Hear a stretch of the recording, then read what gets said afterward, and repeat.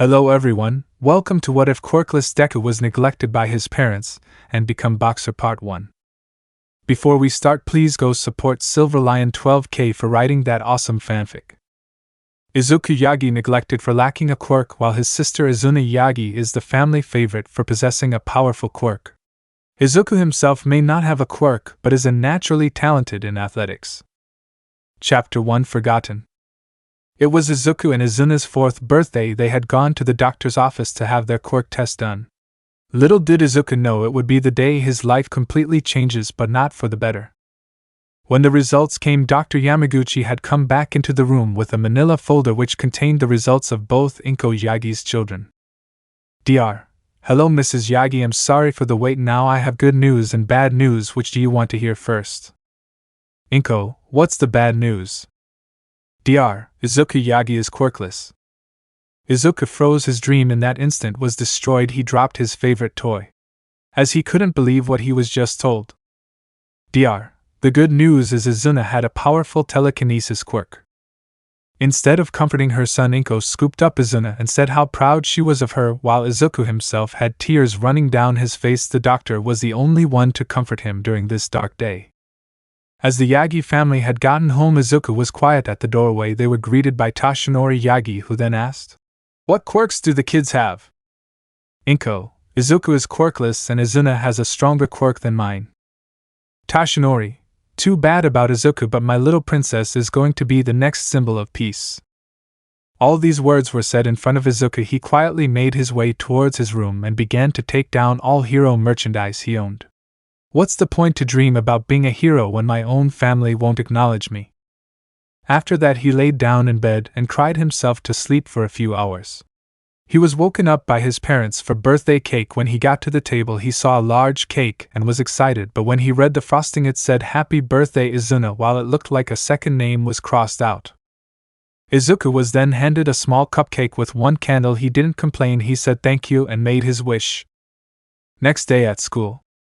When it came time for school, Izuku didn't want to go, but his parents forced him to. When he and his sister arrived, they were greeted by the Bakugo twins Katsuki and Katsumi. When the two asked about their quirks, Izuna proudly said her quirk, then began to badmouth her brother about being quirkless. Katsuki, do you still want to be a hero, Deku? Izuku was shocked that his best friend would insult him like that. Izuku didn't want to be a hero anymore since his family didn't really acknowledge him in any way. Izuku, no, I don't want to be a hero. Saying those words stung his throat because he always dreamed of being a hero. Throughout the day, Izuku was ignored. It wasn't until his parents showed up. Teacher, Mr. and Mrs. Yagi, what can I help you with? Toshinori, we're here to pick up our daughter. Teacher, you'll take your son too, right? Izuku, no, just Izuna. The teacher was shocked that it seemed the parents didn't care for their son. He handed Izuku and Toshi a sign-out sheet. Izuna, your parents are here to pick you up. The little girl was excited and collected her things, while Izuku had tears in his eyes seeing his parents not care about him. As Toshinori and Izuku took their daughter, they drove to UA, which confused the little girl. Why are we at UA? She asked her parents, in which they returned smiles. We're starting your hero training.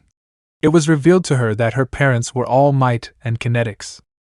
As time flew, it was already 4 p.m. The sun was setting. Izuku and Toshinori took Izuna for ice cream as a treat, then headed home, forgetting Izuku completely. Back to Izuku. Many parents had already picked up their kids and he was the only one left. The sensei was worried that Mr. and Mrs. Yagi had forgotten their son. The teacher didn't notice Izuku pick up his things and walk out of the class. When he was no longer there, he assumed his parents came to pick him up. Izuku was very intelligent for a child. He knew what streets to take. After some time, it was 5 p.m. when he got home exhausted. 13 years later. Izuku suffered for many years. His mother no longer cooked for 4 people. She made only enough for a family of 3. On Izuku's 17th birthday, his parents acknowledged him and gave him a present. After so long, Izuku was excited, but the present changed his life. It was a name change document. His parents asked him to change his family name from Yagi to Midoriya. Izuku Midoriya was miserable at home. He went to school, then afterwards would go to work. He was glad that a boxing gym allowed him to train in order for self-defense. Even though Izuku had no idea what career path he would take, he was intelligent, quick learner, amazing cook, incredible artist and musician.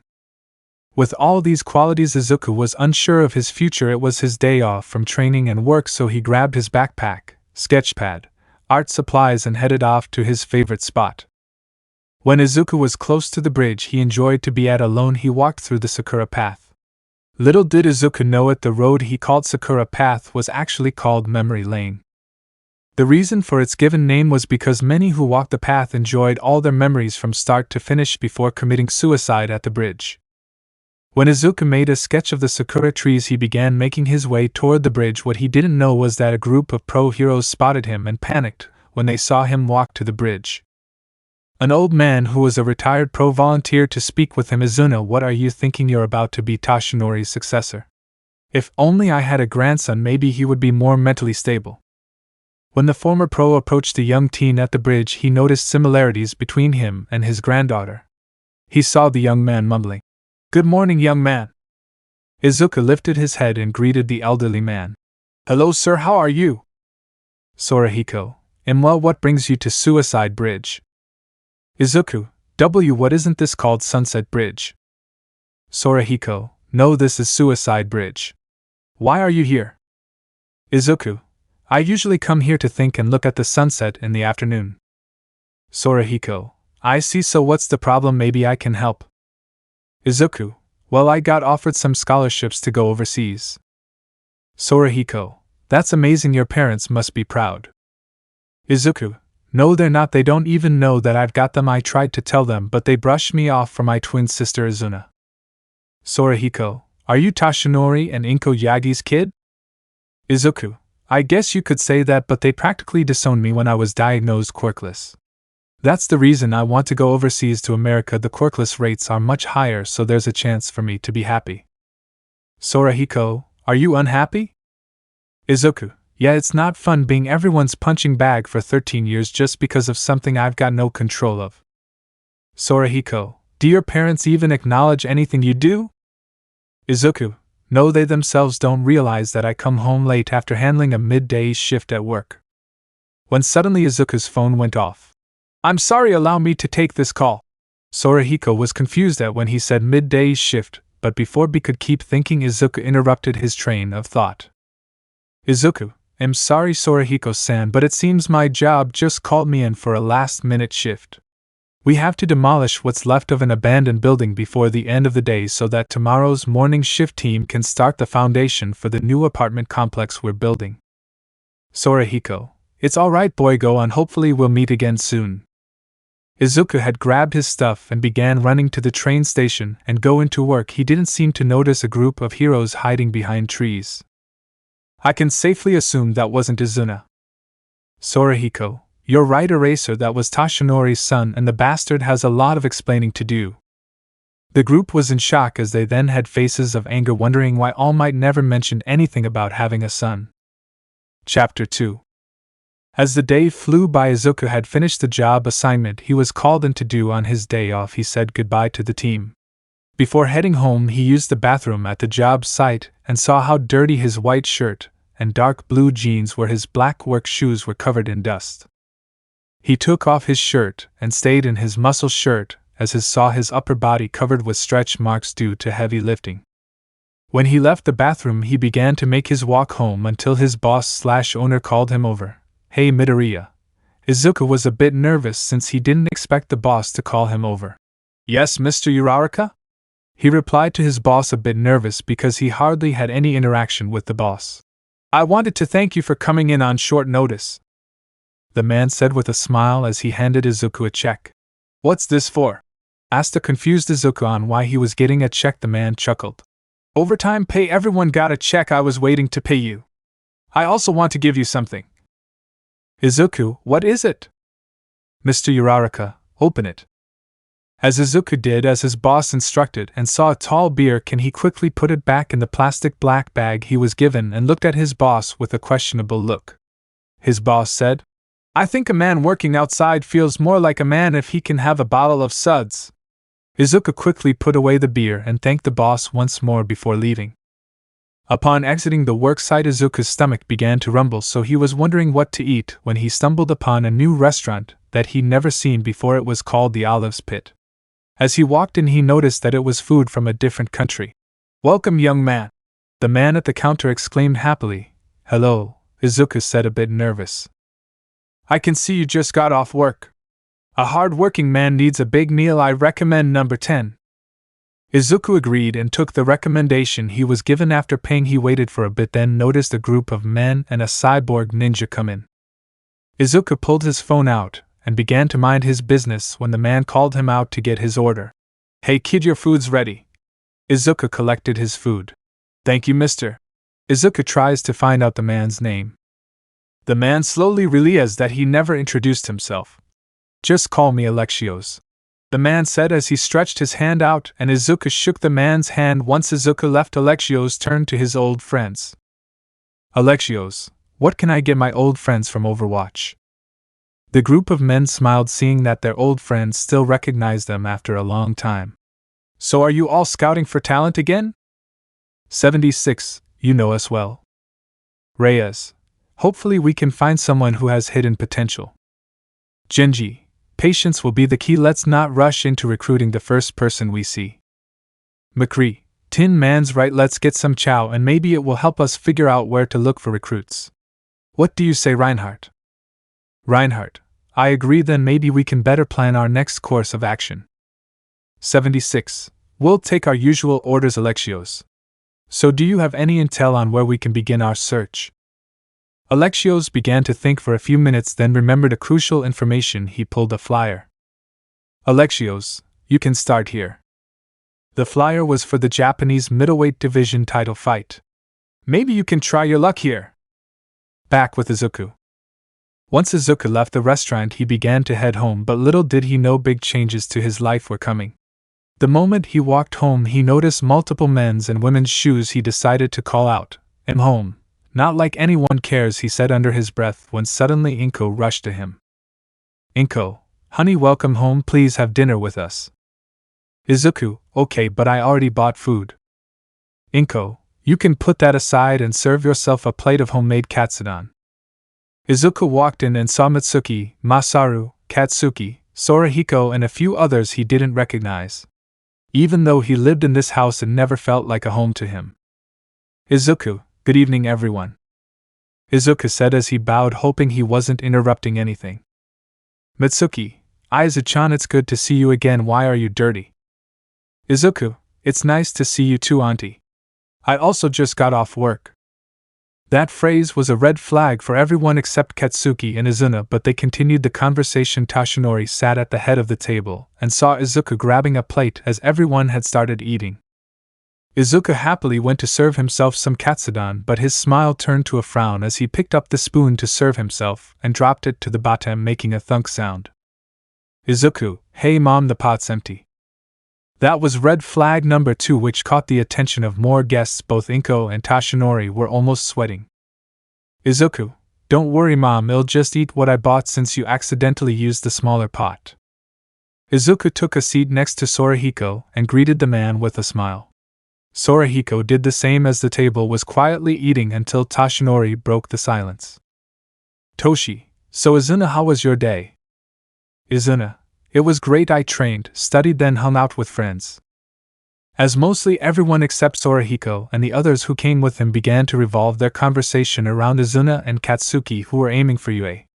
That was red flag number 3 until Sorahiko chimed in and directed the conversation to Izuku. Sorahiko, "So Izuku, how was your day?" Izuku suddenly looked up from his delicious meal of lamb, beef, chicken, rice, spiced potatoes and unleavened bread. He quickly swallowed his food and whipped his mouth with a napkin. Izuku, "Well, it went okay. Ate breakfast in the morning, then I was able to sketch some nice scenery. It wasn't until they called me into work last minute. It was worth it though, since I got overtime pay. Then I found an amazing new restaurant." That's when everyone's attention was on Izuku. "Was it something I said?" he genuinely asked, but nobody said anything. It wasn't until Izuku's phone rang. "Izuku, sorry, please let me take this."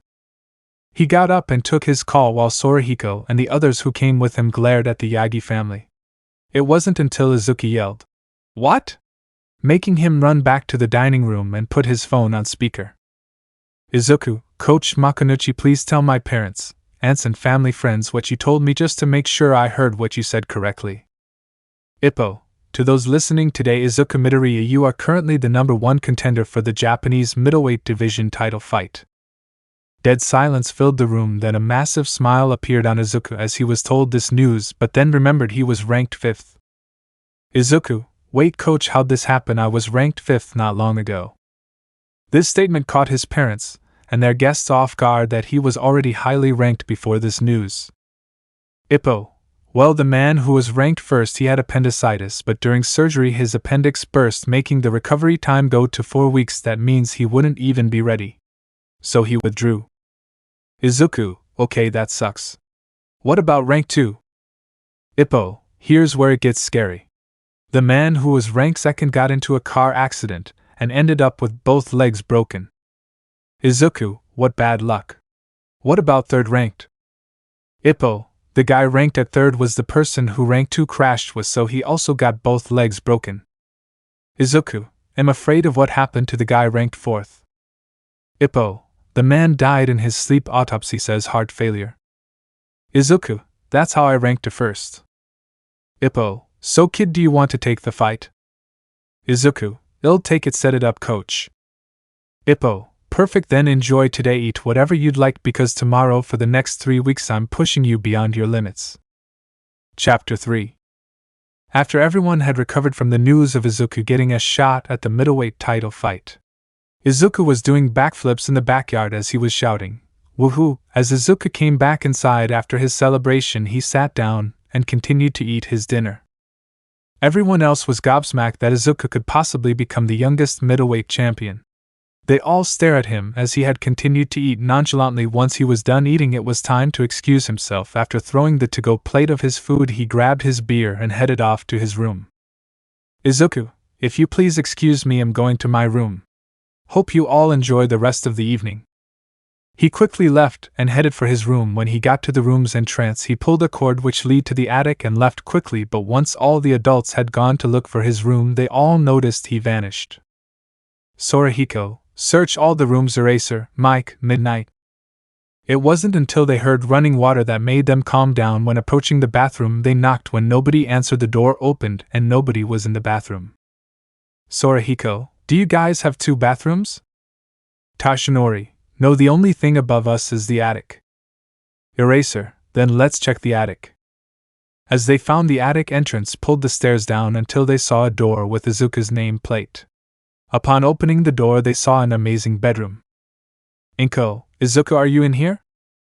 Inko said as she saw a small apartment within their attic. They also noticed multiple awards and pieces of art along with a guitar and bass. They stopped when they approached the room with the bed as they began to hear music. ABD, somebody singing. Tired and lonely, still we stand. On a road to nowhere. Trapped in a world of endless days. My engine stalling, road to nowhere. Body and mind are breaking down. On a road to nowhere.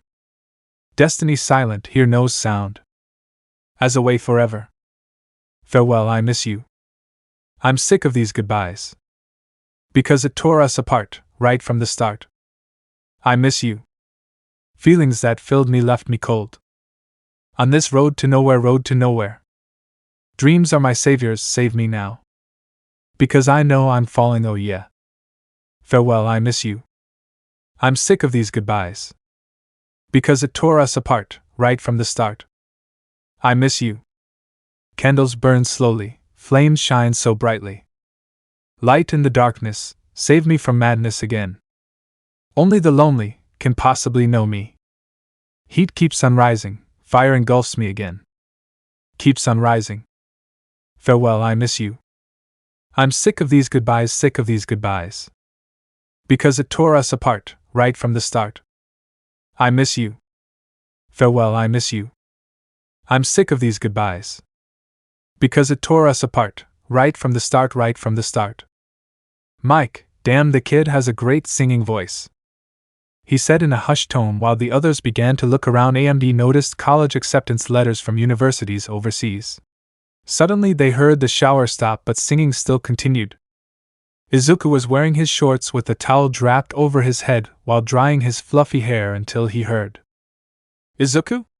Izuku looked up and was surprised to see everyone in his room. What the heck? Namuri, hello handsome. Everyone ignores Namuri's flirting while Inko holds up all the acceptance letters to universities overseas as she had the look of saying why they weren't told.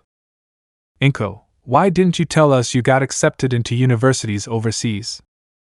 Izuku, you and Dad are always focused on Izuna, so I thought you wouldn't care where I would go. Tashinori, my boy, you could have brought it up. Izuku, even if I did, you would have brushed it off as if it was nothing special. His parents' guests were now looking at them, seeing as there was hardly any communication between them and their son. Izuku, can you please leave my room? I'm going to finish getting dressed and I'm going to relax because I'm training tomorrow. Everyone had left Izuku's room and heard his parents' guests beginning to berate them for neglecting Izuku to the point of basically being strangers to one another. Time skip late night. When Inko and Tashinori's friends had left after they were berated for neglecting Izuku, the two were in bed thinking how they could be a part of their son's life. Tashinori, I've got it, I'll follow him to his gym and see if I can help with his training. Inko, I think I'll try to make him food and get to know what he likes. Tashinori, great, we have a plan, let's get some rest so we can do our best tomorrow. Little did the two know all their friends had the same idea in order to get to know the neglected son of All Might. Chapter 4. It was currently 4 o'clock in the morning. Izuku thought he was the only one up, so he went downstairs to cook his breakfast. His meal consisted of scrambled eggs, bacon, fruit and toast. After eating, then letting the food digest, he began stretching. Once stretches were completed, he grabbed his gym bag and headed toward the gym. Little did he know his parents and Izuna made sure to keep a distance so he wouldn't notice. After reaching his destination, they saw the gym named Kamogawa Gym. Upon the Yagi family hiding and spying on the gym, they noticed the Bakugo family slowly creeping near them. Tashinori, you had the same idea we did, huh? Mitsuki, it sure looks that way. Tashinori, Masaru, why do you have your work equipment with you? Masaru, I know how I'm getting close to him. You all have to get your own idea. The Bakugo twins were confused when their father made his way inside the gym. Inside Kamogawa Gym. As he walked in, hello, good morning, he said as he entered into the gym, while other members looked at him as he seemed like a suspicious character. Masaru, I'm here to see Coach Makanichi. Ippo was in the ring doing mitt work with Izuku until he heard his name. I'm Coach Makanichi. How can I help you? Masaru, my name is Bakugo Masaru and I'd like to know if I can borrow Izuku Midoriya for a moment. Ippo, is he in trouble? Masaru, oh no, you see, I'm a fashion designer for Rising Sun and my company has decided to expand into the world of athletic apparel. Masaru said as he passed his business card to Ippo, who had inspected the card. He then nodded and let him speak with Izuku in regards to assisting with inspiration for the athletic apparel. After 10 to 15 minutes of talking, Masaru left. Back outside. Everyone waited in anticipation as Masaru came back outside and they complimented how genius his plan was. Masaru, your plan was brilliant, his wife said until he turned to her. No, my company is really getting into the athletic apparel scene. He then began sketching designs as he drew multiple figures from the measurements he got from Izuku. They stayed hidden as they looked in on Izuku's training, hoping they weren't going to get caught. It wasn't until the Bakugo and Yagi family paid close attention to what Izuku had to do. Inside the gym. Ippo, alright kid, I've gotten word and your fight will be in 1 month's time and fight night is August 13th. You'll have 1 day off, which will be July 15th. Izuku, why am I getting the 15th off? Ippo, did you think I'd forget any of my fighter's birthday? Izuku was silent since it seemed unexpected but was happy his coach cared. Ippo, okay kid, for training we're going to build up stamina and I'm also going to have you learn how to fight southpaw. Izuku, why would you like me to learn to fight southpaw? Ippo, there hasn't been a lot of southpaw fighters as of late, and it will make it difficult for them since they're accustomed to fighting orthodox fighters. Izuku, are we beginning now? Ippo, yes, we'll start off with southpaw training. As 3.5 weeks went by, Izuku was looking like a natural southpaw boxer. The day was currently July 14th, as his workouts had increased. The training session had ended sooner than the usual time. Ippo, alright kid, shower up, you're done for today. Izuku, isn't it too early to turn in? Ippo, well, tomorrow is your birthday, so I thought I'd let you relax a bit more. Izuku went to the shower, and after 30 minutes, when he walked out, Coach Ippo held a gift for Izuku. Happy birthday, kid! As he took the gift from Ippo's hands, he removed the lid from the box and saw a leather jacket. This had quickly become the best and only gift he'd received in years. Tears covered his eyes, but quickly whipped them away. He smiled brightly and thanked them for the gift. Meanwhile, Izuku's parents and sister were all scrambling to find the perfect gift for him, but they still knew very little about his life. Inko then got the idea for a perfect gift and went to the support company that designed her gear. Tashinori then saw a letter in the mail for Izuku. It was from the DMV. He felt something like plastic and realized his son got his license, and decided to find any clue about what kind of vehicle Izuku likes by going into his room and looking for any sort of hint. Izuna did the same as she went to look for clues. Upon getting to his room, Tashinori noticed a lot of artwork with American muscle cars and motorcycles, which gave him his idea for a present. Izuna was still stuck, but then saw a note on his desk. It read, "Buy more strings." Izuna then got the idea that she would get him more bass strings, so she snapped a picture and ran off to the nearest music store. Little did Izuku know this was the beginning of his new life. Chapter 5 Birthday Point 1. It was officially July 15th, Izuku's birthday. He woke up early and did nothing special because he believed that his parents were going to focus on Izuna. Izuku simply woke up, showered, and took an apple and left home with his bass guitar and electric guitar. Once outside, he decided to walk to the park to find a place to play until he remembered to buy more guitar and bass strings. Meanwhile, the Yagi family woke up and began to get the home ready for Izuku's party. Inko was making a feast for breakfast. Tashinori and Izuna had finally arrived downstairs. They saw Inko with a tray of food that had pancakes, scrambled eggs, bacon, toast with grape jam spread on top. Izuna, Mom, are you going to give Oni-chan breakfast in bed? Inko, I sure am. Hopefully he will love my home cooking. Tashinori and Izuna followed Inko to Izuku's room as they wanted to surprise him with a birthday wake-up call. Upon opening the door and walking inside, they didn't see him anywhere. Izuna noticed his bass and guitar were no longer on their stands. Izuna, I think he left the house earlier today. Tashinori, why would he leave early? Inko, think about it. Due to neglecting him for years, he thinks today will be about Izuna. The family had their heads down in shame until knocking on the front door of their home got their attention. The trio rushed down to see who it was, and when they opened the door they saw Sorahiko, Mira, Aizawa, Namuri, Yamada, the Bakudus, Nezu, Ectoplasm, Snipe, and a few others who came to attend the party. Tashinori, what's everyone doing here? Sorahiko, we're here to wish Izuku a happy birthday. Inko, he's not here. Aizawa, let's start forming search parties. Izuna, no, we think he just left for the day to be on his own, since he probably thought today Mom and Dad would have focused on me. Mirai, well, I guess it would seem normal due to being ignored for so long. Inko, well, I did make a breakfast feast. It would be a waste if we didn't eat. He'll come home later. With Izuku. As Izuku made it to Kashiek Shopping Mall, it was already 10:30 a.m. The music shop wouldn't be open until 11, so he decided to try and kill time. First, he went to grab some coffee and a donut. The line was long, but he didn't mind since it was still early, but he tried to find something else to do until he spotted the arcade with tons of people crowding around, so he thought he'd investigate the commotion. As he approached the arcade and saw the large, bright yellow letters of the establishment, which read arcade, he thought to himself, I can finally afford the luxury of coming here. As he got closer to the arcade, he noticed people huddling near a specific game. It was Marvel vs. Capcom 2. Izuku was familiar with the game since he saw tutorials on combos online.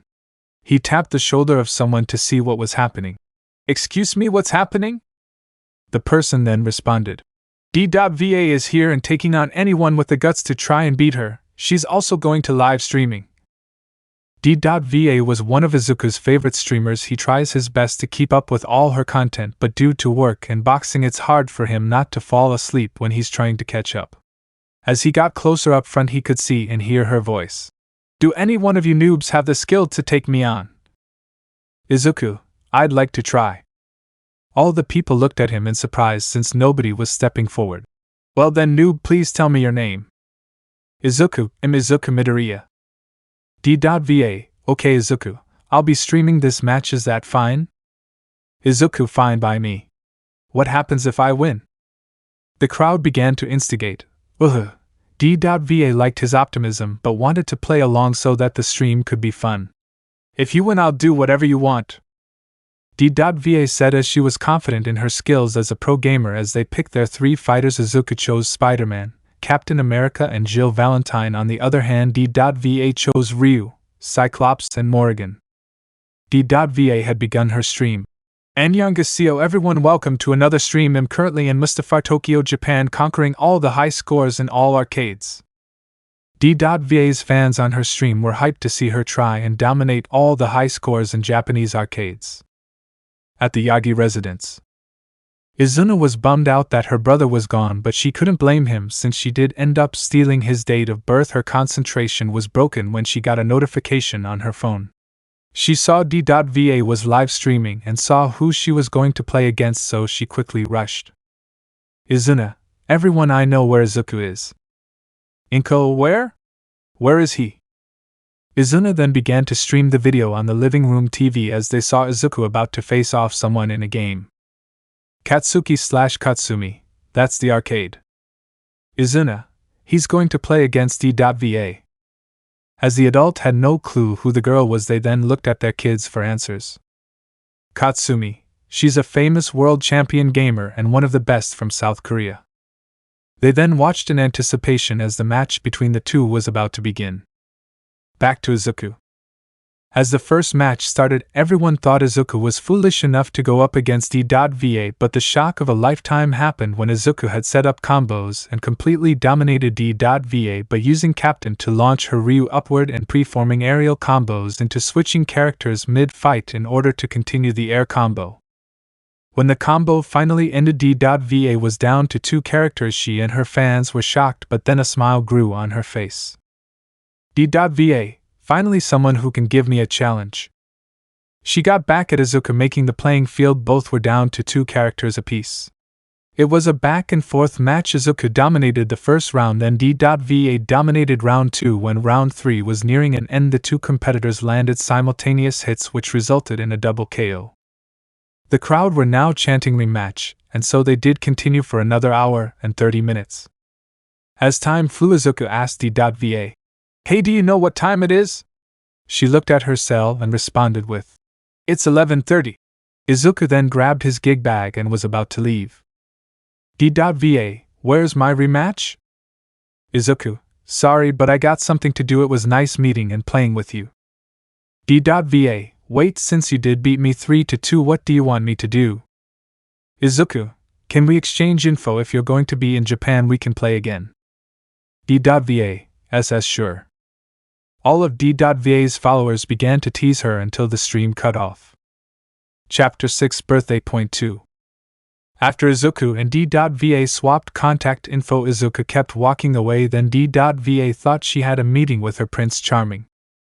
Before she lost sight of him, she quickly caught up to him and grabbed his hand. When she saw his head turn, she noticed he had beautiful emerald green eyes. Izuku himself noticed D.Va's beautiful brown eyes. Izuku, hey D.Va, what's up? D.Va, Hana, my name is Hana-song. Izuku, okay Hana, what's up? Hana, can we hang out if you don't mind? Izuku, are you sure? What about conquering all top scores in Japan's arcades? Hana, that can wait. The second those words left her mouth, she began to think, what's wrong with me?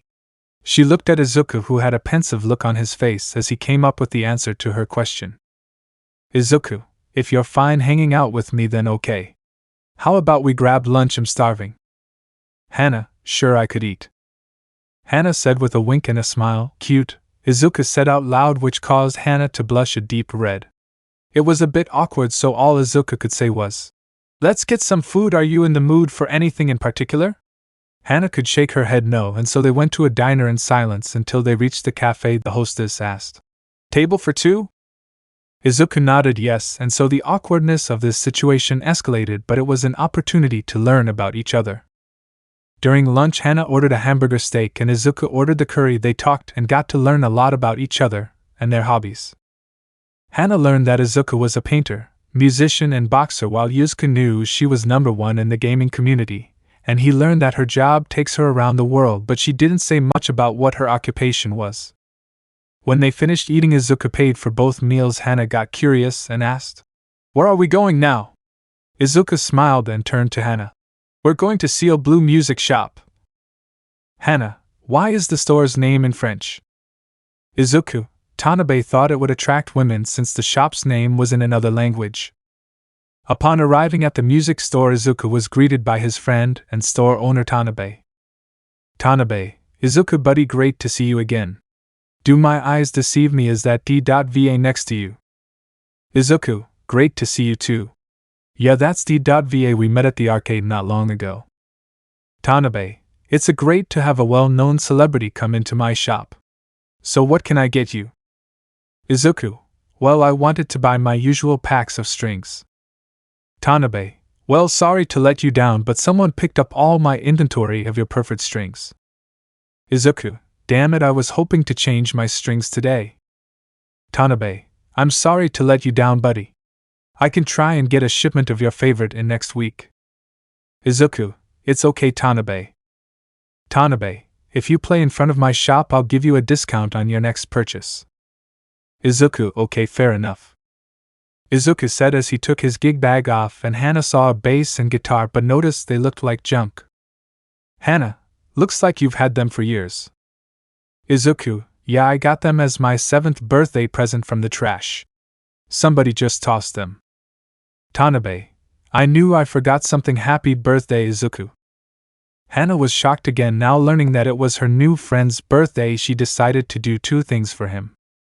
"Hana, Izuku, I'll live stream you playing and I'll promote Seal Blue." Hana did her live stream intro and told her fans something new she was going to for the stream. She then promoted Seal Blue and her friend who was gonna jam for them. Hopefully they'll enjoy listening to music. At the Yagi residence, Izuna had another notification from D.Va's channel and instantly saw Izuku again, but this time he was going to be preforming. "Izuna, everyone look, Izuku's going to play music on D.Va's channel." Back to Izuku. "Izuku, okay, so I'm going to play some short songs on guitar, hope you enjoy." Hana kept track of all the comments and everyone was loving his playing and unique style of playing. She then noticed a major crow beginning to form near to be music shop as everyone was getting interested. Hana switched to bass. Izuku did as Hana requested and he put his guitar in his gig bag and grabbed his bass. Again the audience that had formed around him were in awe as they heard his playing. D.Va's stream was blowing up again. Yagi residence. As they saw and heard Izuku perform playing his music, everyone was silent until Mike broke the silence. "Mike, I gotta have a jam session with the little listener." Chapter 7 Birthday Point 3.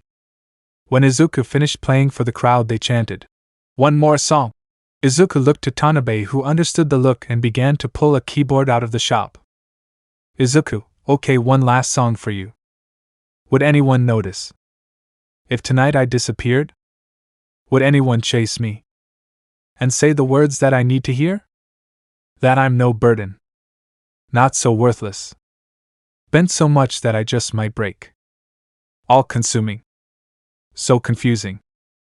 Let me in, let me share in your pain. From my lungs through the dark. Spoken straight from the heart. Let me give you a reason to stay. If you're out there still lying awake. If you're out there still wondering. Would anyone care, would anyone cry? If you finally gave up and turned out the light? The world would be changed if you left it behind. You can't be replaced, no, tonight is the night. You take back your life. Take back your life. Take back your life. Take back your life. Yagi residence. Everyone was in shock to hear such an angelic type of voice from Izuku. They had no understanding if that song was based on his life through the years or not. Back to Izuku. Izuku, thank you. Please, if you want to pursue the passion for music, please come to Seal Blue Music Shop. Izuku left and helped put away the borrowed keyboard. Hana had ended the stream after the song. She was also browsing for a guitar and bass so she could gift them to Izuku as a birthday gift. While browsing, she found 2 instruments that he would possibly like. Hana, excuse me Tanabe, I'd like to buy that bass and guitar. When Tanabe saw which ones she pointed to, he noticed they were the same instruments that Izuku had been saving up for. They were the BC Rich Warlock with an alpine white finish and gold hardware. The bass was a limited edition Music Man Stingray. After Hana paid for both instruments, Tanabe put them in a special dual-sided case and placed a bow on top of it. Tanabe, thank you for your business. Hana, no thank you. After a rush of new customers had come into the store, Izuku was about to leave until he noticed that the 2 instruments he was saving up for weren't there anymore. He looked sad but decided to move on. He and Hana walked out together as he noticed the case she held. Izuku, did you want to learn to play music? Hana, nope, I got my new friend a birthday present. As she opened the case to show him what instruments she picked out, he gasped in shock since they were the guitar and bass he'd been saving up for. Hana, I believe an amazing musician like you deserves these. Izuku, I can't accept these. Hana, why not? Izuku, we just met, and you didn't need to buy these for me. Hana, I saw true potential in you, and personally I believe that you deserve better. Now look at all the comments I got due to you. Hana showed the comments her stream received when Izuku performed. They were nothing but positive and encouraging comments. Some were questions about how to get into the passion of music and how much to spend on a first instrument. Hana, my fans love you and they're asking me to have you on my streams more often. She then handed Izuku the case. Please accept the gift, she said with a puppy dog-eyed look. Izuku tried his hardest to resist her charms. Izuku, okay, thank you for the birthday gift.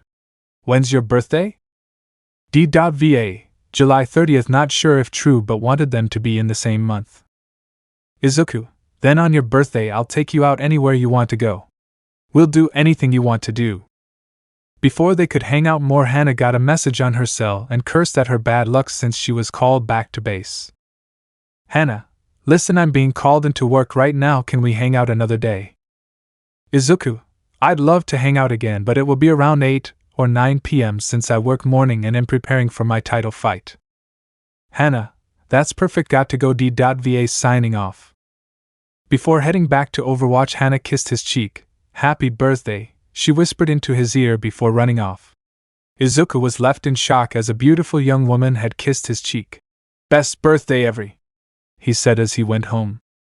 After 30 minutes he got home. The time was 1:30 p.m. and announced his arrival. I'm home. There was no sound or movement. He checked the living room and was surprised when a large group of people yelled, "Surprise!" Izuku was surprised that his parents and family friends had a party just for him. Both Aunt Mitsuki and Masaru had combined their gifts together. Masaru, on behalf of Rising Sun and myself, we gift you new boxing trunks, shoes and gloves. The shoes have memory foam insoles. I've studied your previous matches and notices your feet needed some support. Mitsuki, I found this necklace while shopping. Hopefully you like it. Izuku, thank you auntie and uncle. I promise to wear the necklace all the time, and uncle, I promise to wear the new trunks, gloves and shoes during my title match. The Bakugo twins couldn't agree on what to get him, so they each got him new workout gear. His parents' friends didn't really know much about him, so their gift to him was cash, which he was grateful for. Izuna came in with 2 large gift boxes, and when he opened them, inside were his preferred instrument strings. Inko, Izuku, I know Eve been a terrible mother, and nothing I say or do will fix our relationship as mother and son. I had these gravity weights made for you. Izuku was in awe of the gift. There were 2 sets, one for legs, the other for arms. He took notice that he could adjust to how much gravitational pressure could be added. Izuku hugged his mom and thanked her for the amazing gift. Inko quickly hugged him back. Tashinori wasn't sure what kind of car or bike to get for his son, so they would go to a dealership early in the morning. He also promised Izuku he could get whatever he wanted. For Izuku, this had been the greatest birthday ever. With D.Va. After parting ways with Izuku, she went to some coordinates where a shuttle would pick her up. Once on board, she was met with multiple agents. Hello love, how was your day? D.Va. Hey Tracer, it was great. Tracer, you met a handsome boy now. D.Va just blushes and reported to her superior for the next mission since she was called out of the blue. D.Va, Hey 76, what's the mission? 76. It's a supply escort mission. I need all my tanks on board. D.Va. Alright, when do we head out? Chapter 8. After a day, Izuna had a simple birthday with only family surrounding her. She no longer wanted the spotlight on her. Izuku gifted her money since they have long been drifted apart, and he no longer knew what she liked anymore. Then Izuku had gone back to relentlessly train for his title match. Afterward he would hang out with Hana. This had gone on for some time until Hana's birthday. On this day things changed drastically. Hana went to meet Izuku at the Kamogawa gym, and noticed that Izuku and Coach Makonuchi were working harder. Hana, hey Izuku and Coach Makonuchi. Ippo, hello MS-san. Izuku, hey Hana, just give me a bit, we're almost done. As the final bell rang in the gym, Izuku noticed Ippo looked more worn out than usual. Ippo was swaying and stumbling until he vomited in a spit bucket. Izuku had rushed to his side. Izuku, Hana, call an ambulance. She had done so as Izuku did his best to support Ippo while removing the training gear. When the ambulance arrived, Izuku begged to let ride. He was declined but told what hospital Ippo was being sent to. Hana knew she couldn't be selfish and just expect him to take her out like he promised, so she was going to be there for him. Hana, I've got my car, we can follow them. Don't worry about my birthday, we can do something another day. Izuku was speechless as he saw Hana, who was willing to help him out on her special day. So the duo had made their way to the hospital and asked where Ippo Makonuchi was.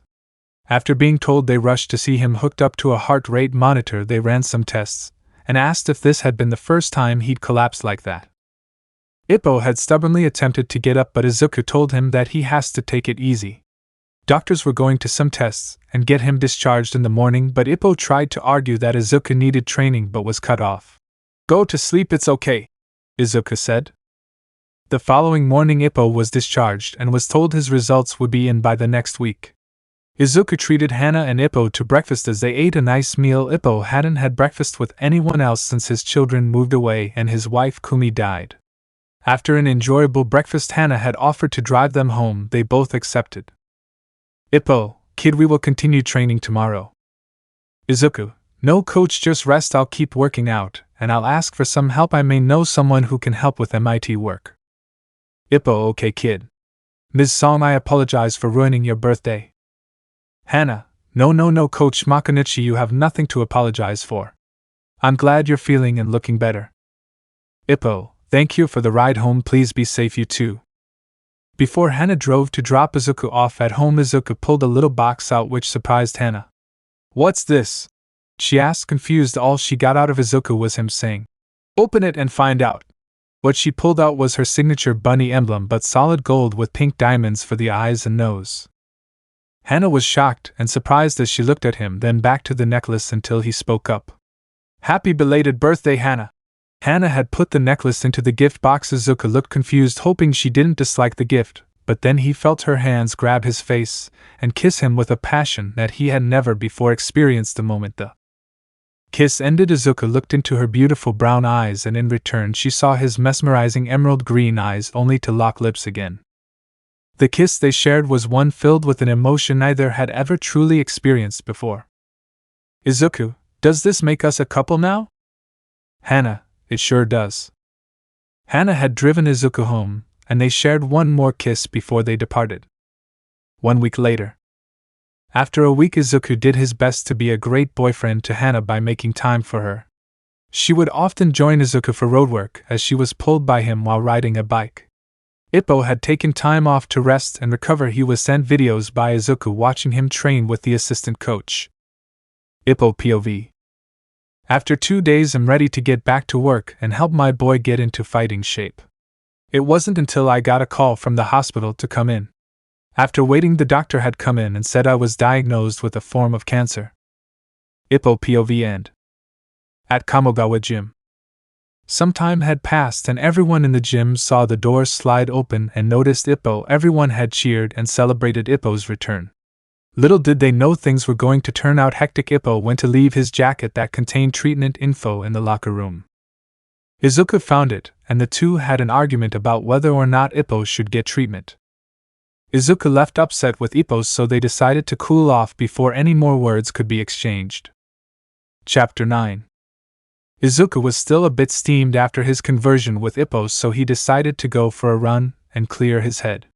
As he ran, his train of thought was broken when he heard a cry for help. He listened closely, and heard the cry once again. This time closer, he looked into the alley, and saw a beautiful woman with white hair being tossed on the ground. Izuku couldn't believe there were no heroes patrolling this area, so he rushed in and saw the attacker was about to pull his pants down.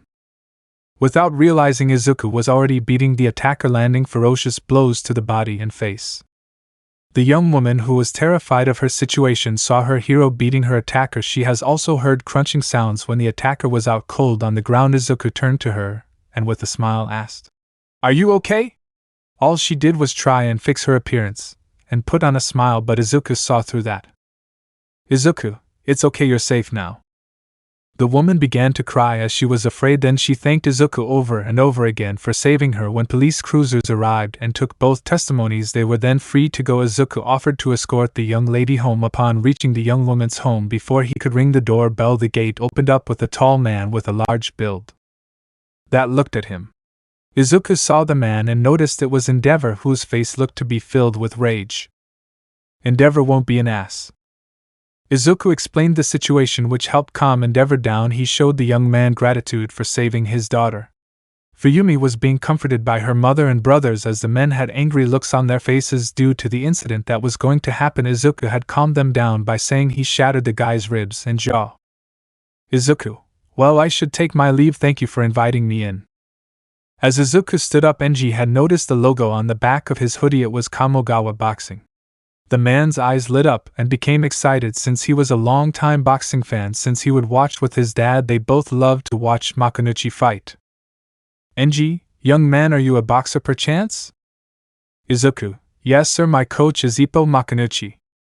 At that moment nobody but Rei and Tuya saw the twinkling in his eye and both thought, "Here we go again." Enji then shot quick questions at Izuku, but he was interrupted by his wife. "Rei, honey, before we talk about boxing, how about we properly introduce ourselves?" "Izuku, forgive me ma'am, I'm Izuku Midoriya." The family name Midoriya made them think of their old friend Inko, so they thought he was her younger brother, but decided to talk to her in person. From there, each of the Todorokis introduced themselves. After proper introductions were finished, Izuku was about to leave until he saw Enji, and his sons asked to join him. He had no problems, so from Todoroki Manor to Kamogawa Gym they all worked up a sweat. Enji was happy to get an autograph and picture with Ippo. After the Todoroki boys got a heck of a workout, they all decided to join the gym to be able to burn off steam. Tuya and Natsuo decided to actually aim for the career of pro boxers. When everyone had gone home, Izuku and Ippo were the only two left inside Kamogawa Gym. That's when Ippo decided he was going to get treatment for his early cancer symptoms. But little did they know Enji had heard this news and called in multiple favors but asked them all to keep quiet. Next day, Izuku and Ippo arrived at the gym to find Enji waiting for them, as he had hired professional cleaners, chefs, nurses, and explained he heard about Ippo going through treatment, so he decided to pay for anything Ippo needed, although Ippo wanted to reject Enji's offer, but Enji insisted. Days until the fight grew closer, Izuku helped Ippo with his chemotherapy treatment. Izuku kept pushing himself in order to make Ippo proud of him. Izuku had been well known in the community near Kamogawa Gym, and they had seen him as the people's champion. During his run, some of the neighborhood bikers drove near him. Biker 1, "Hey, you gonna see Ippo?" Izuku, "Yeah, let's ride." Biker 2, "Make history, kid." Izuku was running through the streets until he saw more people in the neighborhood with their dirt bikes. He signaled them to follow him. There had been a traffic jam, and Izuku had cut through all traffic. Everyone was wondering what he ran from until they saw bikers riding and cutting through lanes. Some of the pro heroes who were on patrol thought he was in danger, so they decided to follow them, but to their surprise they saw all bikers stop as Izuku was in the center and shadow. Box then points towards Ippo, who stood on the roof of the gym next to a Mamoru Takamura statue. Chapter 10. It was finally time for the big fight. Izuku left home early so that he could meet the champion at the weigh-in. Before heading out the door, he put a note telling his family where he went off to. After Izuku left home, he traveled to Korakuen Hall, which was 30 minutes away from Kamogawa Gym. He was nervous but was calmed down after he got a text from Hana. A smile came upon his face. He then began to relax. Ippo noticed this, and knew why he got like that. Izuku and Hana exchanged texts until his stop came up. He informed Hana that he'd give her a call when he finished handling business. She agreed. With Hana was eating some Doritos and drinking Mountain Dew. She smiled and got the idea she'd take a meal to him since he was dealing with weight control. Her concentration was broken when she heard angry shouting. This caused her to investigate the scene. Upon arriving, she spotted a drunk McCree holding Jack Daniels whiskey, shouting, "What do you mean we ain't got tickets?" Hana, "Hey guys, what's wrong?" 76. Sorry, did we interrupt a stream? Hana, no, I heard yelling and wanted to know what's wrong. McCree, I'll tell you what's wrong. We couldn't score tickets for the Japanese middleweight title fight. Hana, I'm sorry to hear that. Why were you guys planning to go anyway? Gabriel, we were going to recruit who we saw could fit well with Overwatch. Hana, oh, if that's the case, then I'll ask my boyfriend since he's fighting tonight. Everyone in the room turned to Hana with confused looks until she got the final promotional poster with Izuku and the champion Akira posing for the picture. Genji, can you get us tickets? Hana, I'm meeting my boyfriend in a bit. I'll ask him. At the cafe.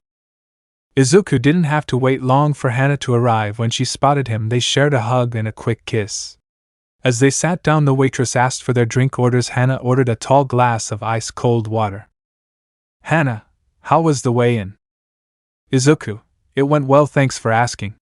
If you're hungry, I'll buy you something. I'm planning to eat at home. Hana was about to decline until she saw strawberry and Nutella crepes on the menu.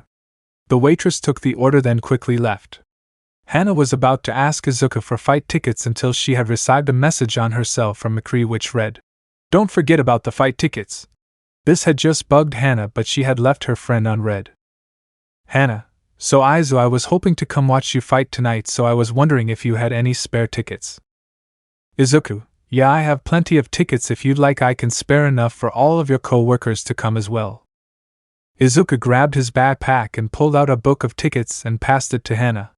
She knew she didn't need many, but grabbed enough so that everyone from the main roster could attend the event. Hana, thanks Izu, I appreciate the tickets. She pulled out her wallet and paid for the total amount of what the tickets were worth. Once Hana had gotten her crepes, she savored each bite and got to spend some time with her man before reporting back to Overwatch. Once done, they shared one more kiss before they went home. At Overwatch. Upon Hana's arrival, she was swarmed by all the agents and waited for the desperate answer if she was able to get them the tickets. Hana, I got enough for us to go. McCree, good job, little lady. Hana, so why were you all desperate for tickets anyway? 76. We're planning to recruit the winner of the main event. Hana was shocked, as there could be a chance her boyfriend could be in Overwatch with her. At the Yagi household. Izuku had finally gotten home and announced his presence. I'm home. The moment he announced his presence, his mom, dad, and sister rushed him as they began to ask questions. Before he could answer them, his stomach had let out a loud growl. Izuku, sorry, I'll answer your questions in a bit, but let me make something to eat. It's been a while since I've eaten. As he was about to make his way to the kitchen, he was stopped and pulled towards the kitchen table and saw a nice hot meal waiting for him. Inko, I've already prepared something in advance for you, so I hope you enjoy it. Izuku saw some fried red snapper, rice, some tofu, and a salad. Izuku put his hands together and said, "Itadakimasu." He savored the meal as if was his last, since this had been the first time since he was 3 that his mother made a meal for him. After eating, he answered some of his family's questions, but before going to his room to relax before the fight tonight, he handed them the ticket book. Tashinori, what's this, son? Izuku, the fight is tonight, so I was hoping that you and your friends would show up to support me, but if you're too busy, I completely understand. Tashinori, we'll be there, my boy, I promise. Izuku had gone upstairs so that he could prepare his gear, then relax before he had to leave. The moment Izuku went to his room, Toshi had made his way to his friends and passed out tickets. What confused him was that there was a page of tickets reserved for the Todoroki family. Toshi went to the Todoroki household, and the moment one of the housekeepers let him through, he saw Enji playing catch with his sons. Enji, hey All Might, what brings you here? All Might was kinda weirded out with this friendly attitude, so he put his guard up in case this was an imposter. All Might, well, I wanted to know if your family was willing to come to this boxing match tonight. When Enji took the tickets, there was another twinkle in his eye and instantly agreed to show up. He quickly excused himself and called his agency to let his Burnin handle the distribution of the patrol routes. Enji excused himself as he went back to his family and talked about them going to see the fight together, which made them happy. Toshi was sad because due to him neglecting his son, the chance to do family activities together may never come. Time skipped later that evening.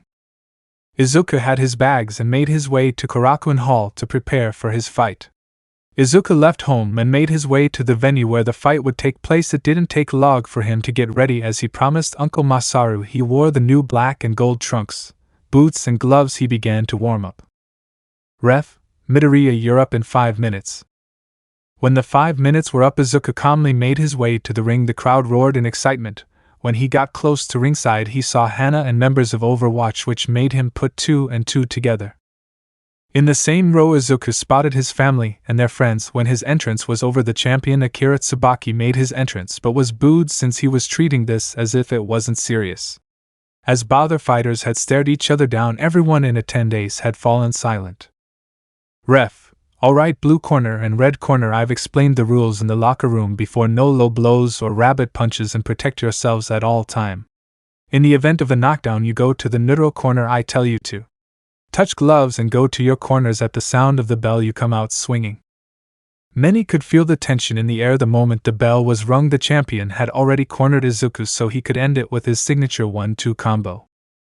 Izuku had seen this strategy a mile away and easily dodged it, allowing him to counter with his own left body shot. Chapter 11. The audience had just witnessed something they couldn't believe. After the bell had rung, the people were expecting the champion to have finished this match, but just witnessed the challenger slip and counter the champion. Every punch the champ had thrown was missing Izuku, as he had a unique way of fighting. It was currently the first round, but both fighters had begun trading left jabs. Many of the veteran spectators thought they were witnessing a world title fight due to the level of skill that both men were showing. Punches were flying and neither fighter had landed a punch. That was until the ref had come between them, which caused confusion to both fighters until a continuous ringing was heard. Both men went to their respective corners. Ippo was icing down Izuku until he gave him some advice. Izuku, for round 2 I want you dance around him, and when he gets frustrated, find the opening and nail him. Izuku nodded to save his breath. Ref, seconds outbox. Round 2 has officially begun. Izuku had taken Ippo's advice to heart and was slipping and dodging Akira's punches. Just like in the beginning of the fight, Izuku had slipped through punches to land another left body shot, only this time it caused the champ to wince in pain. Thanks to that, Izuku was able to follow up with another ferocious combination. Ippo had showed Izuku film of his old friend Vorg Zangief where he used the move White Fang, but before Izuku could score a knockdown, the bell had yet again rang, which caused him to be saved by the bell. In the audience, Hana sat with a large smile, while the rest of Overwatch were surprised that Izuku was far more skilled than they anticipated. 76. Hana, why didn't you mention that your boyfriend was this good at fighting? Hana, I thought it would be a great surprise. Meanwhile, a few rows above them was Izuku's family with their friends, as they too were in shock and disbelief since they never really gave him a chance to show what he was made of. Their shock was broken when the sound of the third round was starting. Back in the ring, the bell for the third round was rung. Izuku took a deep breath and tried to stay relaxed. It wasn't until he was face to face with the champ who rushed him with a barrage of punches, forcing Izuku to stay in the corner. Izuku was trapped. All he could do was stay in a tight guard. Izuku wasn't sure how much longer his guard could hold. Eventually, the champion's punches broke through the guard. Izuku suffered flurry of punches to the face. Izuku was using the neck slip technique used by AG Date to avoid excessive damage to the face. By the time the bell rang, Ippo had begun to access the injuries Izuku took on. He quickly got to work on trying to prevent swelling. Ippo, okay kid, I need you to switch into southpaw. The man won't see it coming. Izuku could only nod in agreement, so he wouldn't waste any breath talking. Ref, seconds out. When round 4 had begun, everyone in the audience had gasped in surprise since it had been a while since anybody saw a southpaw boxer. ITT had become somewhat of a lost art. Akira thought that his opponent was only bluffing and was using the southpaw hitman stance as a scare tactic.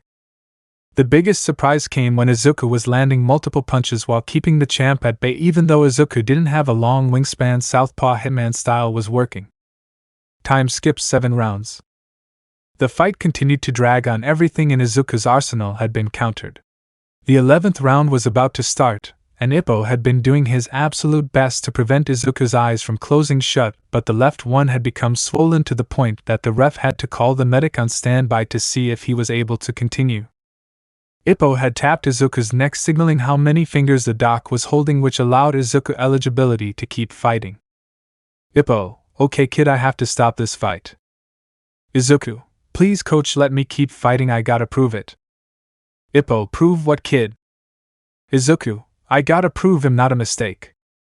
Ippo could only look at his fighter with a sad expression, but knew this was something he had to do. Ippo, I understand kid, I'm going to use the strongest technique Coach Kamogawa taught me. Ippo rubbed both palms together, then separated them. When there was enough heat caused by the friction, he then reeled his right hand back and slapped Izuku's back so hard it left a handprint. The slap was hard and echoed through the arena. Many began to wonder what that was all about. Ippo, kid, that was the hand that lifts you up, the strongest ability a trainer has. Now go out there and knock the son of a hitch down. Izuku, yes sir. Although Ippo had confidence Izuku could win, he grabbed the towel and prepared to throw it in case something went wrong. As the start of the 11th round was announced, Izuku felt as if his legs were about to give out any moment, but he noticed Akira slowly moving forward. Once within his range, Izuku received a straight left to the face. All spectators got up and thought this is where it would end when the champ had thrown a strong right hook. Everyone stood up and saw Izuku fall backward, but it was as if someone was holding him up, preventing him from falling.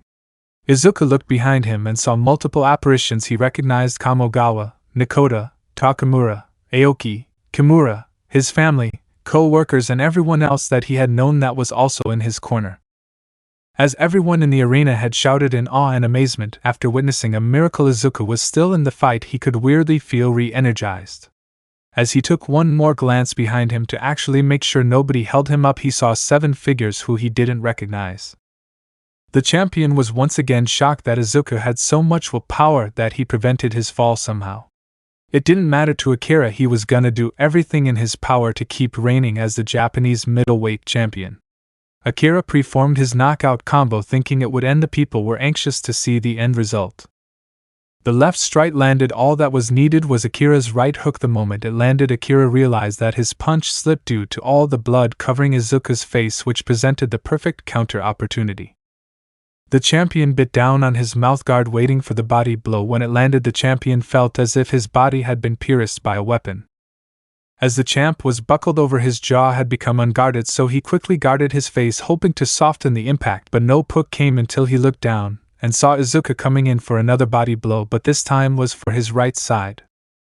The punch was insanely powerful. It lifted the champion off the canvas. The audience was in shock as Akira fell onto the floor, holding both sides. At that point, Akira could no longer continue.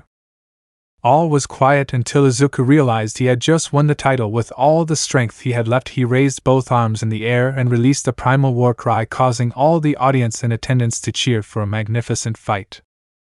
With the Yagis, nobody could utter a word as everyone was caught off by Katsuki, who had been pumped by watching the fight. Katsuki, did you all see that he actually did it? Let's go down there and celebrate when he gets the belt. He was stopped by Toshinori, who shook his head. We have no right to celebrate with him. Katsuki, why not, uncle? Toshi, we had nothing to do with his success, so we don't deserve to even say we believed in him from the beginning. If he wants us around him, that's his decision. We pushed him away just because we apologized and he forgave us. Doesn't mean we have the right to act as his family. Will earn that right even if it takes forever. Katsuki now understood why nobody had left and rushed the ring. He just sat back down. With Overwatch, Hannah was cheering and shouting congratulations to her boyfriend while the other agents were in awe when Winston had broken out of his stupor. Winston, Hannah, I want your boyfriend to join Overwatch, and I don't care what it takes to get him on board, but he has something that I haven't seen in a long time. Back in the ring, the ref had just handed the belt to Ippo, who was given the honor to crown the new champion. Once Ippo had secured the belt, Izuku raised his arms. Once again the arena erupted in loud cheers when some reporters began to ask question. One asked the most important question. Izuku Midoriya, you've just been crowned champion. What are you gonna do to celebrate tonight? Izuku, for tonight I'm going to go home and sleep. I'm exhausted and don't have energy to party. The people chuckled hearing his answer but noticed a gorilla in the ring. Winston. Hello Izuku Midoriya, I'm Winston. I'm here to extend an opportunity to join Overwatch, so what do you say?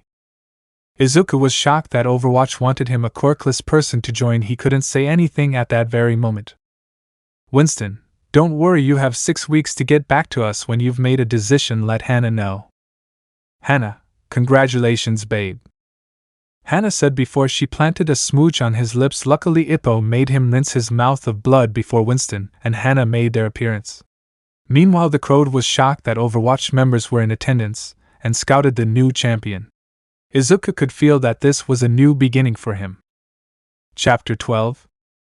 After the fight, Izuku went to the locker room and showered quickly since Hannah had offered him a lift home.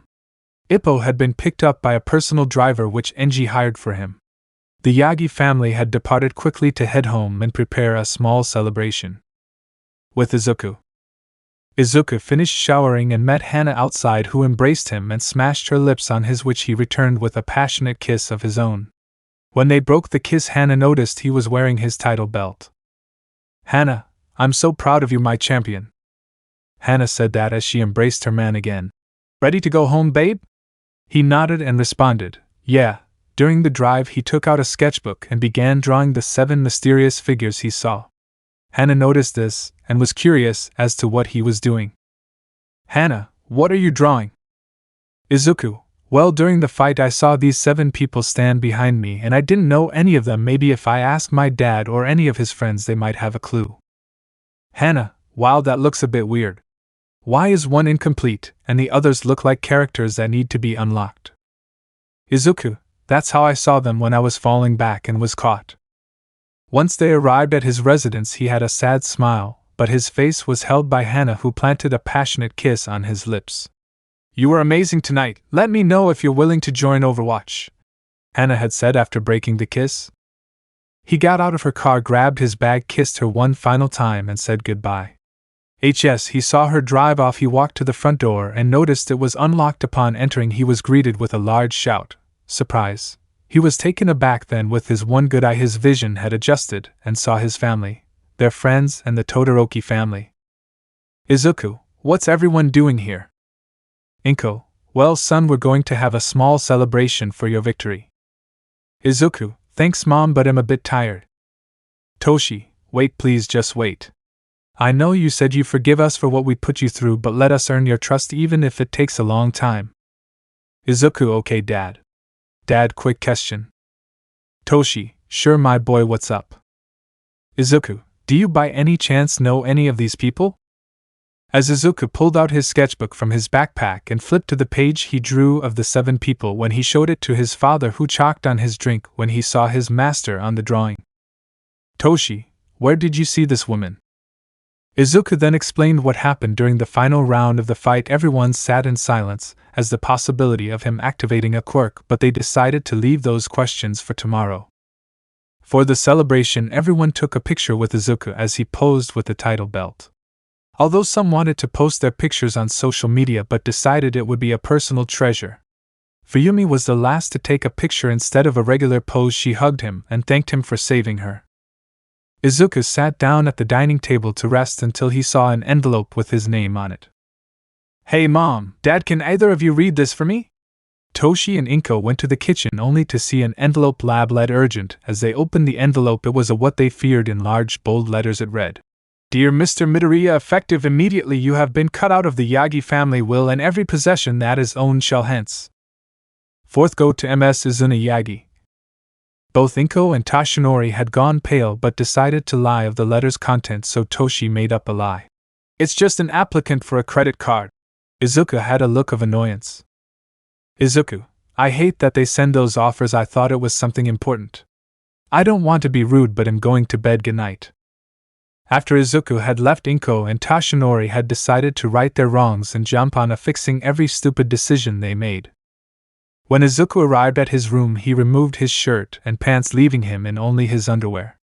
The moment his head connected with the pillow, he was asleep. Then all of a sudden he stood before what appeared to be a council meeting. Izuku stood in front of the people who caught him during his match. Before he could speak, the man who appeared to have a frail body welcomed him. "Hello, I'm glad to meet you." "Izuku, who are all of you?" the frail man answered. "First, you can call me first, my name has long been forgotten." Izuku: "Okay, first, why am I here?" "First, I'm here to tell you about your destiny and to show you the past and the future." Izuku: "My destiny? Not to be rude, but I'm just a quirkless nobody." "First, no, you are the one and only person who was able to access the second quirk my brother forced on me. Now it shall be able to pass on through your bloodline." Izuku: "What quirk?" "First, during your fight, did you feel a burst of strength come back to you?" Izuku: "Yes." "First, what was the mentality you had running through your mind?" Izuku: "Don't quit, don't fail, keep moving forward and ignore the pain." "First, then my theory is correct. This quirk is a mental type, so since you activated it, you earned the right to name it." Izuku: "Unyielding spirit." "First, I like it. Now let me show you the past and of the things that are to come in the future." As first showed Izuku his past and the chaos that was caused when quirks began, then he witnessed the moment first received his quirks. Before he could ask first anything, the beautiful woman with a ponytail spoke. "Nana, my name is Nana Shimura and I was the 7th wielder of this quirk but never knew about unyielding spirit. Your father is my successor." Izuku stood in silence as he began to process this information. As things became clear to him, he accepted this fact and moved on. "I still don't understand why do you forgive your parents so easily for treating you like trash?" Izuku turned his head and saw a man with a wide muscular build speak. "The name's Daigoro Banjo." Izuku: "The reason I forgive them is because why would I waste my time and energy plotting revenge when I can use all the pain I've been given and put my energy towards improving my own life?" The others in the council were surprised but happy he wasn't obsessed with revenge. "First, it's time for us to go. We'll leave you to rest, but know this, Izuku. We will train you here as you sleep so you'll be ready for Overwatch." Chapter 13. Izuku had woken up spontaneously and he quickly looked out his window only to see the sky still as dark as night. He went to the bathroom and splashed water on his face and looked into the mirror. Then he noticed that the swelling from last night's fight had recovered overnight. He then got a change of clothes so he could shower and start the day properly. After his shower, Izuku made his way downstairs to make breakfast but then saw his mom, dad, and sister already making breakfast. "Izuku, good morning everyone." As they turned around, he was greeted with warm smiles. Before he could step foot into the kitchen, Inko asked, "What are you doing, young man?" Izuku looked confused but responded, "I'm going to make my breakfast." His mother shook her head. "Just have a seat, honey. I'm making breakfast. We're having eggs and bacon with pancakes." He quickly sat at the table while his father brought up the topic about school. "Tashinori, so son, I wanted to know if you were planning to still go to school overseas. I also wanted to know if you wanted me to ask Principal Nizu to have you enroll at UA." Izuku: "Truth be told, Dad, I think I'm going to take the offer and go to Overwatch." A loud crash was heard and Inko had dropped a glass of orange juice. Izuku quickly got paper towels and cleaned the spill up. "Izuku, are you sure that Overwatch is the perfect choice?" Tashinori was thinking the same thing but knew that he couldn't take this chance away from his son. "Izuku, I think it's the right choice." "Inko, can you explain to me why you think it's the best choice for you?" "Izuku, it doesn't matter where I go to school and what I want to do after college because everywhere you apply for work they require information of your quirk, and if you leave it blank that's unacceptable." Now that they heard Izuku speak, Inko, Tashinori, and Izuna began to think about how difficult things have become for those who are diagnosed quirkless. Once Inko brought the food they ate and had a less depressing conversation. After eating and cleaning up, Izuku had decided to give Hana a call. Ring ring ring. "Hana, hey Izu, what's up? How'd you sleep last night?" Izuku: "Hey Hana, I slept okay, just had a crazy dream. I'm calling to let you know that I want to join Overwatch." Hana: "For reals?" Izuku: "For reals, so can you let Winston know or inform your commanding officer?" Hana, okay, I'll let Winston know, give me moment, and I'll let him know. Can I call you back after I tell him? Izuku, okay, that's fine, talk to you in a bit. Click. With Hana and Overwatch. Hana was super giddy, she couldn't stop smiling, and looking like a fool she exited her room and made her way to Winston's lab. Hana was caught in her thoughts when she heard a voice behind her. What's got you so happy, love? Hana turned around and saw her friend and squad mate Lena, also known as Tracer.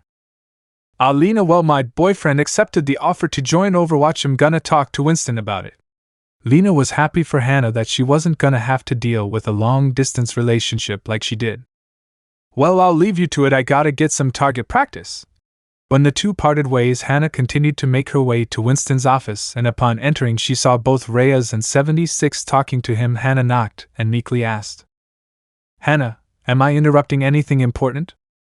76, no, we're discussing some possible upgrades for everyone. Hana, okay, well, since you three are together, then I have a quick report to give you guys. The three began to wonder what she was talking about since she wasn't sent on any mission. Hana, Izuku Midoriya, my boyfriend, has informed me that he wishes to join Overwatch. The three commanders have become overjoyed to hear the news of a new recruit joining up with them. Winston went towards the supply closet and pulled the uniform out. Winston, can you please deliver this to him, please, Hana? Hana, of course, what day do you want him to report to base? Winston realized that he gave Izuku 6 weeks to figure out whether or not he wanted to join. Gabe, just tell him to report Monday after the 6-week time period Winston gave him. That way he has a chance to get his affairs in order and take care of anything he needs to do. 76. I agree, we all know how dangerous Talon is, plus this life of ours is unpredictable. Remember how many people we lost during the raids of the Omnic factories. Hana, right, I'll head over to him now so he can get his things ready and spend time with his family before he has to leave. After calling Izuku, Hana had gone to his home, but before leaving the Overwatch base she put on a wig which was the same color as her hair, but one major difference was she now had short hair. This was a trick so that she can use her man for a live stream about a makeover before his deployment. At Yagi household, Izuku was watching TV with the family when the doorbell rung. As he answered, as he opened the door he saw Hana, who had short hair. She is wearing casual clothes. Izuku, Hana, you look beautiful. Hana, really? Overwatch made a new rule about having short hair. I also came to deliver this. She handed Izuku his new uniform but told him to hold off on changing because they were going to go and cut his hair so he'd be ready for Overwatch. The two had left and made their way to a barber shop. Hana was secretly filming the transformation of her man after his hair cut. Hana asked the barber to wash Izuku's head so he wouldn't have to shower again. The barber complied and did what was asked of him. After the wash, Izuku asked the man if he could use the restroom so he could change. The man had no reason to deny the request. When Izuku walked out after changing, Hana knew she regretted this makeover because no longer did her cute boyfriend stand before her. Now there stood a hunk in front, causing her female fans to blow up the chat about how sexy Izuku looked. After heading back home he greeted his family like normal, but they were in shock how different he looked. Hana then took off the wig and Izuku realized he was used, but he didn't dislike the appearance change. It was also explained to his family that they had 6 weeks left before Izuku shipped out with Overwatch. Izuku then asked if he should have a physical done in order to give the doctors at Overwatch his medical history. Hana agreed and then left towards Overwatch, leaving Izuku to spend his final weeks with family. At the Todoroki residence, Fuyumi Todoroki, the eldest daughter of Endeavor, had finished watching D.Va's stream and had taken a screenshot of Izuku Midoriya and began to masturbate to his image while saying his name as if she was getting pounded by him until her climax when she imagined getting filled with his seed. She then got the idea that she would ask him on a date. Chapter 14 Deployment. Izuku had spent his 6 weeks with his family and enjoying some quality time with them. Izuku had also submitted his letter of resignation with the construction company. Mr. Uraraka had thanked Izuku for his help. When Ochako heard Izuku was quitting, she gave him a hug and thanked him profusely for helping her family out when they were understaffed. Upon getting home, Izuku saw multiple shoes and heard a voice he recognized. Upon walking into the kitchen, he saw his mother, father, and sister talking with Enji, Rei, and Fuyumi Todoroki. Izuku announced his return home. "I'm home." Inko had rushed to her son and embraced him. "What's going on?" he asked after his mother had let him go. "Inko, Izuku, the Todorokis are here to talk to you." "NG, Izuku, good to see you again. I was hoping to talk to you in regards to possibly date my daughter." "Izuku, sir, I'm flattered that you'd want me to date her, but am already in a relationship." Fuyumi was sad, but she knew he and D.Va were dating. Fuyumi looked sad but knew this was going to happen. "Let me make a quick call." Fuyumi raised her head when she heard that, but seconds later D.Va was at the house in an instant. When Izuku greeted her, she kissed him and walked over to the Todoroki family. "I'm Hana Song, or better known as D.Va. She shook everyone's hand and after introducing herself she sat down. D.Va, so Fuyumi, what made you fall in love with my boyfriend? Fuyumi, well, he saved me from almost being raped, and after putting my attacker in the hospital he gave me a smile that said everything is going to be okay. D.Va, I see, I completely understand, but that being said, Izu is the only man that I've been with, and am not comfortable sharing. Fuyumi was sad but completely understood that what she was asking for was unreasonable. Tears slowly built up in her eyes. However, Fuyumi looked up and saw a glimpse of hope that there was a way to have him in her life. D.Va, there's a to have him in your life if you're willing. Fuyumi, how? D.Va, as Overwatch agents we leave sperm and eggs with trusted families so that should something happen to the agent a baby can be born from his DNA.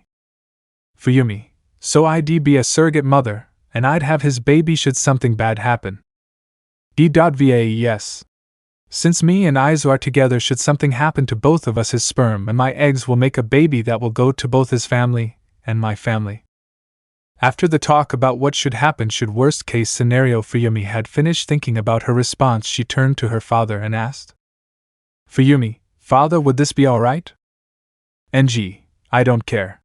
This is your life and decision, I'll support whatever you choose. Fuyumi, I'll do it, I'll be a surrogate. Once matters were settled, Izuku, Hana and both the Yagis and Todoroki family went to Recovery Girl, who did the physical exam on Izuku, which turned out well.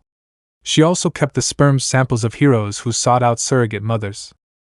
After every test was completed, it was revealed that Izuku was in perfect health. Recovery Girl also had access to his previous medical exams and ran a quirk diagnosis test, then compared the new test and the old one, showing that a quirk had indeed manifested. Recovery Girl had arrived with the results as everyone was getting to know Hana a bit more, since this was the first time she had met Izuku's family and endeavor. Suddenly Recovery Girl had come back with the results. RG, well, young man, this is the first time I've ever seen this, but you've manifested a quirk. It's one the likes of which I've never seen before, so I'm not sure how it works. Izuku, I know how it works, just give me a moment, but let's head outside. He stood up and walked outside, then began to emit a golden aura with sparks of lightning. Ignore the golden hair.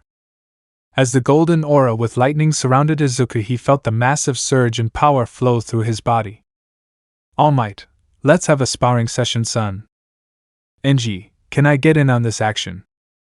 Izuku nodded as they faced off. Nobody knew who was going to make the first move, so Izuku decided to attack, but in blinding speeds All Might was found on the ground on his knees after getting a ferocious body shot. NG, on the other hand, had a broken nose after taking a 1-2 combo to the face.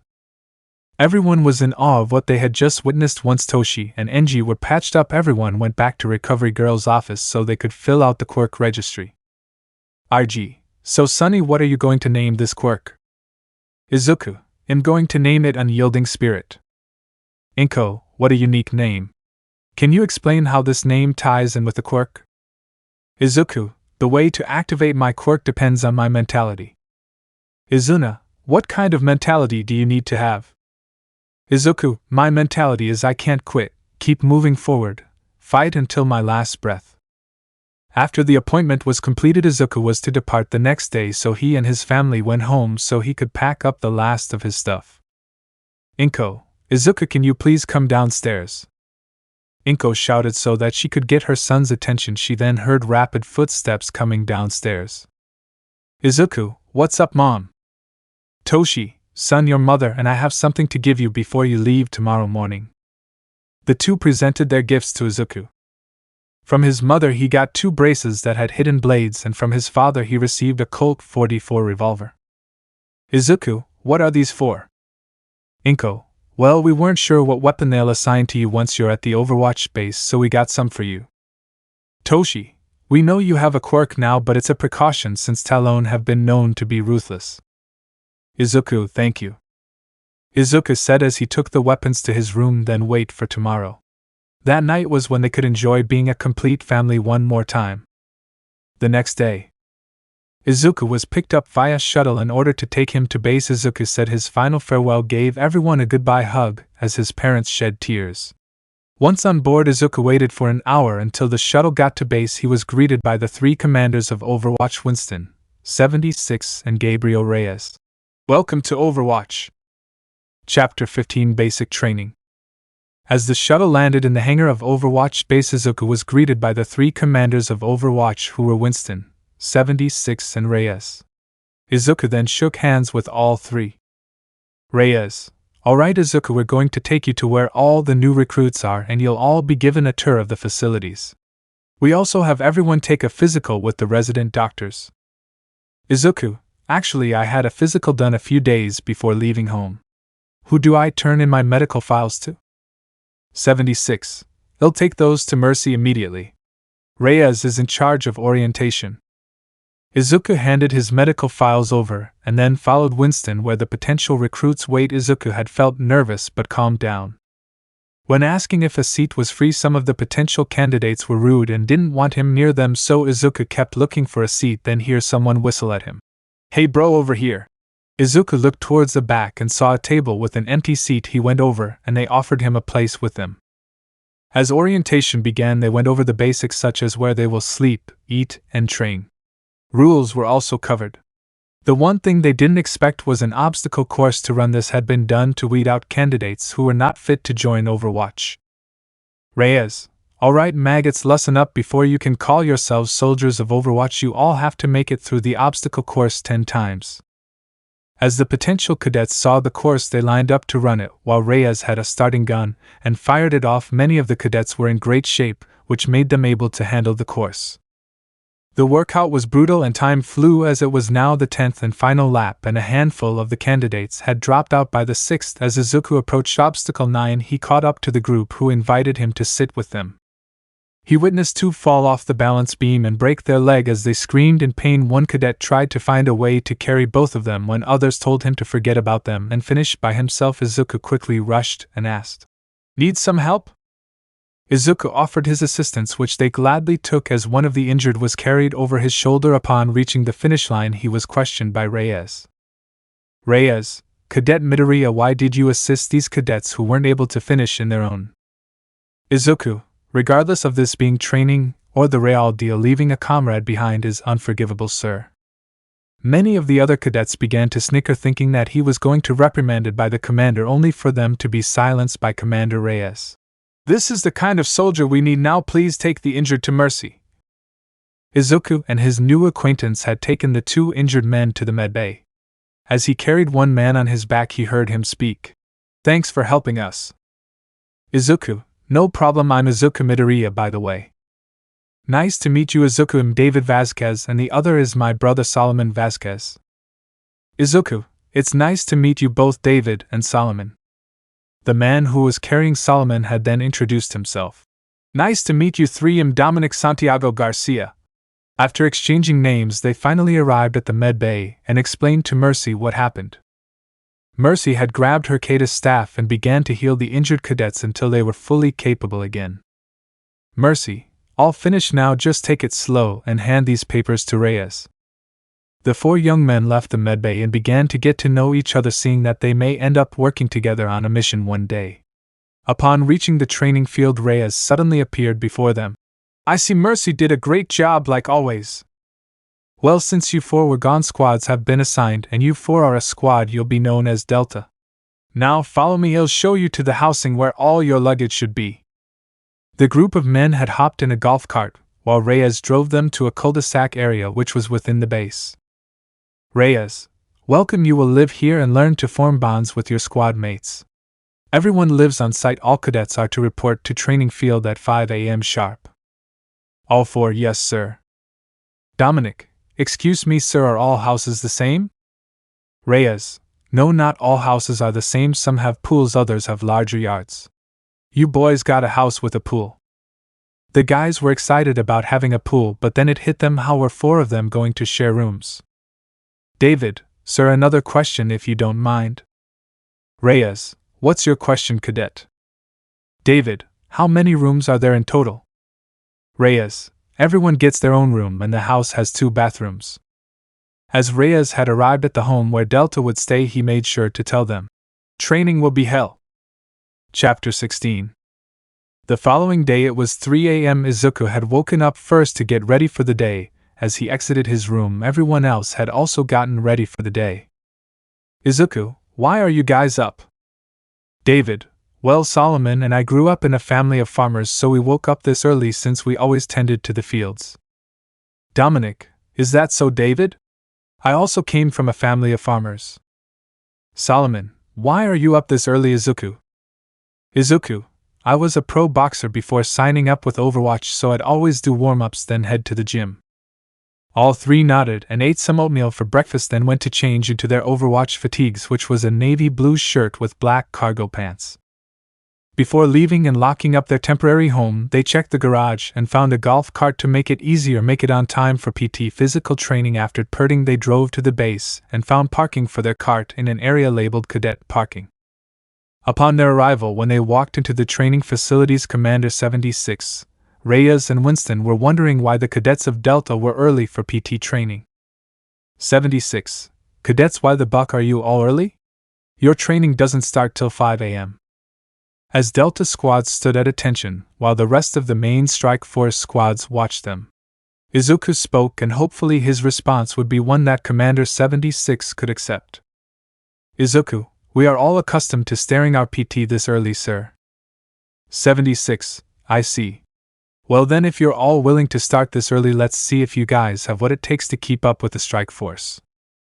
Thus began held training for Delta, which consisted of heavy endurance, physical and mental training. 76 had given Delta squad training similar to the Navy SEALs, hoping to break them, but to his surprise they were all strong-willed and refused to give up. After having them go through hell for an hour and a half, 76 couldn't feel anything but pride in this team of new recruits, so he turned to then strike force members, and they were also finishing up their PT. Reyes approached 76. Told you these boys would fit in with us, he said as Delta began to regulate their breathing after the intense workout. 76. Well, color me impressed, boys. You're the first squad of rookies to withstand this hellish training that we strike force members go through. The time was currently 4:30 a.m. Delta was taking a water break. Then they noticed 76. Reyes and Winston talked among themselves. When water break was over, the heads of Overwatch approached Delta squad with some news. Winston, well, Delta, we've come to the conclusion that you'll be the first squad to pick your soldier class. Dominic, so we'll get to choose damage, tank and healer. Winston, precisely, my young friend. David, I want to be a tank. Solomon, I want to be a healer. Dominic, I want to be an attacker. Izuku, I want to learn all three. His squad mates and the members of Strike Force were confused, but then he explained his reasoning. Izuku, if you can have one person who can specialize in all three, then there's no need to worry if a squadmate is down, because someone will be there to cover 2 roles if the team has to make a tactical retreat if necessary. That seemed like the most logical plan to the members of Overwatch, so they agreed to give Izuku training in all fields of soldier class. 76. Well, Cadet Midoriya, what class do you want to learn from first? Izuku, it'll start with the healer class, then go to damage class, then end with tank class. Reyes, perfect. Today will be a 30-minute introduction to your soldier class, then head home because your soldier class training begins tomorrow. After the 30-minute orientation, Delta squad had left their respective areas and reunited only to see the other squads arrive for their PT training. Delta squad was leaving and they heard the one squads complaining about how they got special treatment until Reyes shut them up by telling them they had arrived since 3 a.m. As they were leaving, 76 pulled Izuku to the side. Cadet Midoriya. Izuku had stood in attention. Yes, sir, Commander, he said a bit nervously. I've got a favor to ask you. The young man was confused as to what 76 wanted him to do, so he listened carefully. Can you find a way to get Hannah to do some PT? She's only been doing target practice and pilot training. I'd like to have all Overwatch members have some stamina in case we have to tactically retreat. Izuku now understood since he hadn't seen D.Va anywhere in the training area. Understood, sir, I'll find a way to get Hannah to do some PT. 76 was glad the kid took on his request. Alright, Cadet, you and Delta are dismissed. Delta headed back to their home on the base to shower and relax since real training starts tomorrow. Chapter 17. After leaving training, Delta headed back to their home to shower and relax. Izuku decided to text Hannah to try and have her participate in PT. Text. Izuku, hey babe, you busy? D.Va, I'm about to start a stream in 15 minutes, what's up? Izuku, are you living on the base? If so, can I head over real quick? Hannah.